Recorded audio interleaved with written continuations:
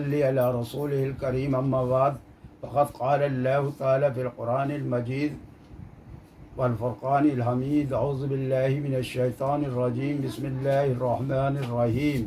میرے محترم دینی بھائیوں اور بہنوں،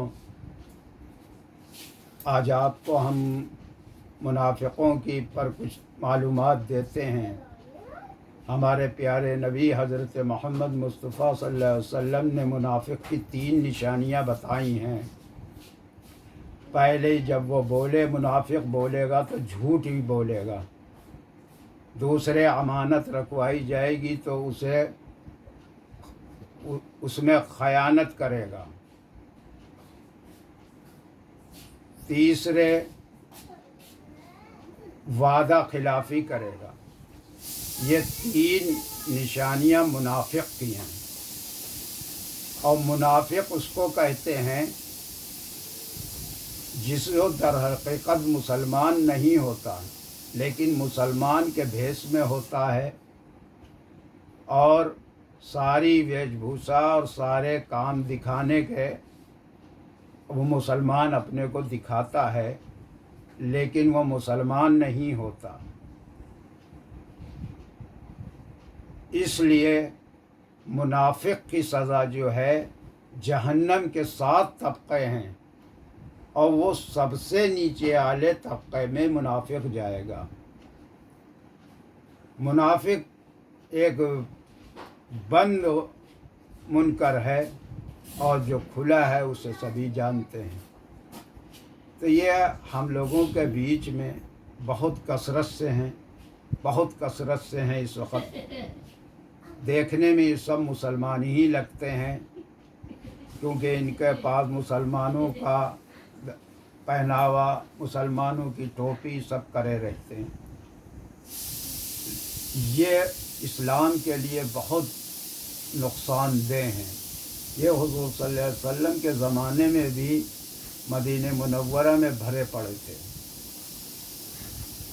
تو اللہ نے ہر چیز کی نشانیاں بتائی ہیں، ہر چیز کی کاٹ بتائی ہے، ہر چیز کا علاج بتایا ہے۔ اسی قرآن کے اندر تمام بیماریوں کا علاج ہے، بشرطے کہ آدمی کو علم ہو۔ اب کیونکہ قرآن کا علم آدمی حاصل نہیں کرتا، قرآن خالی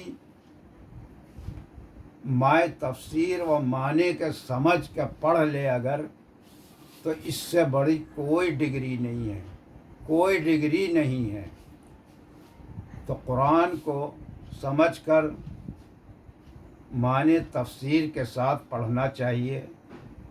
قرآن ہماری گائیڈ لائن ہے، قرآن ہمیں بتاتی ہے زندگی گزارنے کا طریقہ، آپس کے معاملات، آپس کے اخلاقیات، پڑوسیوں کے حقوق، رشتہ داروں کے حقوق۔ مکمل جو دین ہے وہ قرآن پاک کے اندر ہے، اور قرآن پاک ہر مسلمان کو سمجھ کر پڑھنے کا ہی حکم ہے، خالی تلاوت نہیں۔ اس کو سمجھ کر پڑھیں تاکہ پتہ چلے کہ زندگی کیسے گزارنی ہے۔ تو میرے محترم دینی بھائیوں و بہنوں، اللہ ہم سب کو، آپ کو منافقوں سے بچائے اور صراط مستقیم پہ چلائے۔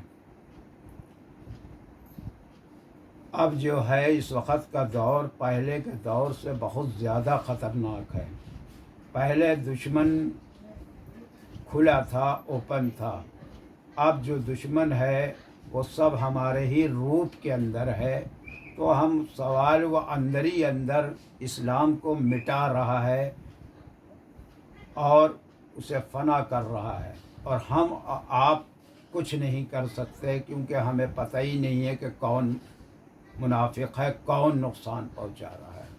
اس کے لیے آپ کو قرآن پڑھنا ہوگا، قرآن سمجھ کے پڑھنا ہوگا، قرآن معنی ترجمے کا، اور کوئی اپنا استاد کرنا ہوگا جو آپ کو سمجھا سکے معنی کو اور تفسیر کو۔ جب تک یہ نہیں ہوگا اسلام خطرے میں رہے گا، اور ہم سب خطرے میں رہیں گے۔ کیونکہ ہم صرف آدمی کی شخصیت دیکھ کے اس کی بات کا یقین کرتے ہیں، تو شخصیتیں تو منافق بھی ایسی ایسی بنا لیتا ہے، لیکن اپنی وہ حرکات سکنات سے پکڑا جاتا ہے۔ تو بہت ضروری ہے قرآن کا پڑھنا۔ اس وقت بڑی زبردست گمراہی پھیلائی جا رہی ہے، بڑے بڑے گروہ جو ہیں بڑے پیمانے پر لوگوں کو گمراہ کر رہے ہیں، دین سے دور کر رہے ہیں، قرآن سے دور کر رہے ہیں، اور اپنا نیا دین قائم چلا رہے ہیں۔ تو میرے محترم دینی بھائیوں اور بہنوں، آپ سے میری گزارش ایک یہ ہے کہ ایک چینل ہے الاخبار میڈیا، اپنے یوٹیوب کو کھولیے، اس کے مائک پر بولیے الاخبار میڈیا۔ یہ جب وہ چالو ہوئے تو اس کے بعد پھر ابھی 18 اکتوبر کو عزت مآب حضرت مولانا سجاد نعمانی صاحب دامت برکاتہم اور دیوبند کے ارشد مدنی صاحب دامت برکاتہم مولانا سعد صاحب کو کچھ نصیحتیں کرے ہیں، وہ آپ ضرور سنیے کہ کیا نصیحت انہی نے کری۔ وآخر دعوانا ان الحمد للہ رب العالمین۔ بسم اللہ الرحمن الرحیم۔ ما ننسخ من آیات او ننسها نأتی بخیر منها او مثلها عالم تعلم ان اللہ علی کل شیء قدیر عالم تعلم ان اللہ له ملک السماوات والارض وما لکم من دون اللہ من ولی ولا نصیر۔ ترجمہ: ہم کسی آیت کا حکم جو موقوف کر دیتے ہیں یا اس آیت کو فراموش کر دیتے ہیں تو ہم اس آیت سے بہتر یا اس آیت ہی کی مثل لے آتے ہیں کہ تجھ کو یہ معلوم نہیں کہ حق تعالیٰ ہر شے پر قدرت رکھتے ہیں؟ کیا تجھ کو معلوم نہیں کہ حق تعالیٰ ایسے ہیں کہ خاص انہی کی ہے سلطنت آسمانوں کی اور زمین کی، اور تمہارا حق تعالیٰ کے سوا کوئی یار و مددگار بھی نہیں۔ تفسیر آیت کی۔ یہود کا قرآن کریم پر اعتراض۔ یہود مسلمانوں سے کہتے کہ اگر یہ قرآن اللہ کی طرف سے ہے اور تمہاری شریعت الہامی ہے تو احکام تورات وغیرہ کو اس نے کیوں منسوخ کیا، اور پھر خود ہی اپنی شریعت کے بعض احکام کو ایک وقت نافذ کیا پھر دوسرے وقت موقوف کیا، جیسے پہلے تمہارا قبلہ بیت المقدس کی طرف تھا پھر مسجد الحرام کی طرف ہو گیا۔ یہود کے اعتراض کا جواب: مَا نَنسَخْ مِنْ آیَةٍ أَوْ نُنْسِهَا نَأْتِ بِخَيْرٍ مِنْهَا أَوْ مِثْلِهَا۔ اس آیت میں اللہ تعالیٰ نے یہود کے اعتراض کے جواب میں بتلایا کہ ہم جو آیت منسوخ کرتے ہیں، یعنی اس کے حکم یا حکم و تلاوت دونوں کو منسوخ و موقوف کرتے ہیں، یا بالکل لوگوں کے ذہنوں سے اس کے الفاظ ہی فراموش کر دیتے ہیں، تو اس میں اللہ تعالیٰ کی خاص مصلحت و حکمت ہوتی ہے۔ اس آیت میں کسی آیت قرآنی کے منسوخ ہونے کی جتنی صورتیں ہو سکتی ہیں سب کو جمع کر دیا ہے۔ نسخ کے معنی لغت میں مٹانا، بدلنا، بیکار کرنا، زائل کرنا اور لکھنے کے آتے ہیں، لیکن اصطلاح کتاب و سنت میں نسخ ایک حکم کی بجائے کوئی دوسرا حکم جاری کرنے کو کہا جاتا ہے، خواہ وہ دوسرا حکم یہی ہو کہ سابق حکم بالکل ختم کر دیا جائے، یا یہ ہو کہ اس کی جگہ دوسرا عمل بتلایا جائے۔ اس پر امت کے جمہور مفسرین کا اتفاق ہے کہ یہاں اس آیت میں نسخ سے مراد کسی حکم کا زائل کرنا یعنی منسوخ و موقوف کرنا، جس کی دو قسمیں ہیں۔ ایک قسم یہ کہ حکم منسوخ کی جگہ دوسرا حکم نازل کیا گیا، یہ حکم واپس لے لیا گیا، جیسے ایک سال کی عدت کا حکم منسوخ کر کے 4 ماہ اور 10 دن کا حکم نازل کر دیا۔ دوسری قسم یہ ہے کہ پہلا حکم اٹھا لیا جائے اور کوئی جدید نیا حکم اس کی جگہ نہ اتارا جائے، جیسے ابتدا میں مہاجر عورتوں کے امتحان کا حکم کا بعد میں اٹھا لیا گیا، تو اس طرح نسخ احکام صرف اوامر و نواہی میں جاری ہوتا ہے۔ اخبار یعنی جو باتیں خبر سے متعلق ہیں ان میں نسخ جاری نہیں ہوتا، اور اوامر و نواہی میں باقتضاء مصلحت تغیر و تبدیل تمام اقلاع عالم کے نزدیک مسلم ہے۔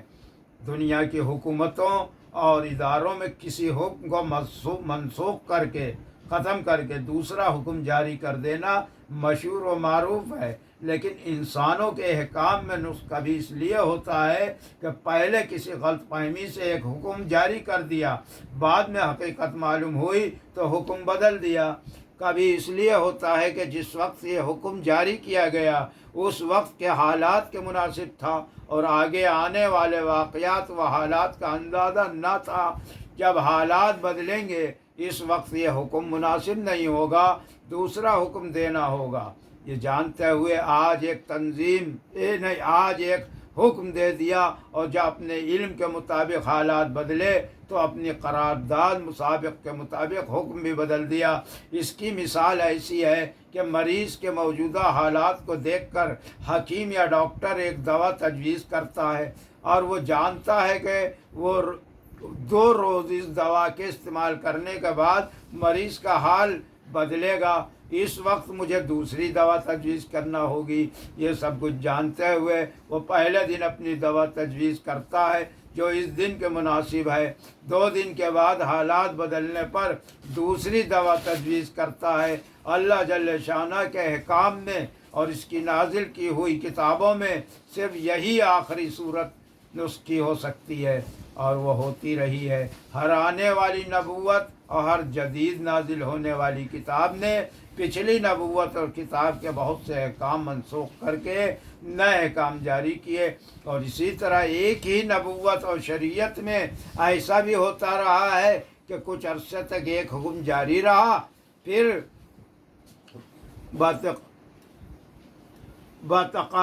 تقاضائے حکم خداوندی اس کو بدل کر دوسرا حکم نافذ کر دیا گیا۔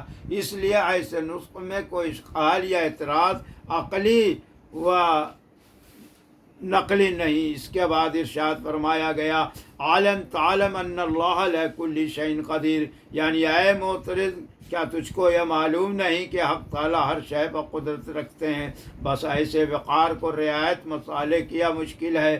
آگے ارشاد ہے، عالم تعلم ان اللہ لہ ملک السماوات والارض وما لکم من دون اللہ من ولی ولا نصیر۔ او اے معترض کیا تجھ کو معلوم نہیں کہ حق تعالیٰ ایسے ہیں کہ خاص انہی کی ہے سلطنت آسمانوں کی اور زمین کی، یعنی جب ان کی قدرت و سلطنت میں کوئی شریک و حمیم نہیں ہے تو مصلحت کی رعایت کر کے ایک حکم بدل دیا اور دوسرا حکم دے دینے میں کون مزاحمت کر سکتا ہے، اور اسے حکم جاری کر دینے سے بھی مانے نہیں۔ اور یہ بھی سمجھ رکھو کہ تمہارے حق تعالیٰ کے سوا کوئی یار و مددگار بھی نہیں۔ دعا کیجئے حق تعالیٰ اپنے احکام پر ہم کو ایمان صادق اور یقین کامل نصیب فرمائیں، اور اطاعت فرما برداری نصیب فرمائیں، اور ان میں شکوک و شبہات کی باتوں سے بچائیں۔ اے اللہ، آپ ہر حال میں ہمارے حامی و مددگار ہیں، اور آپ کی نصرت و حمایت سے ہمارے دین و دنیا کے تمام معاملات درست و دراست ہو جائیں۔ آمین۔ وآخر دعوانا الحمد للہ رب العالمین۔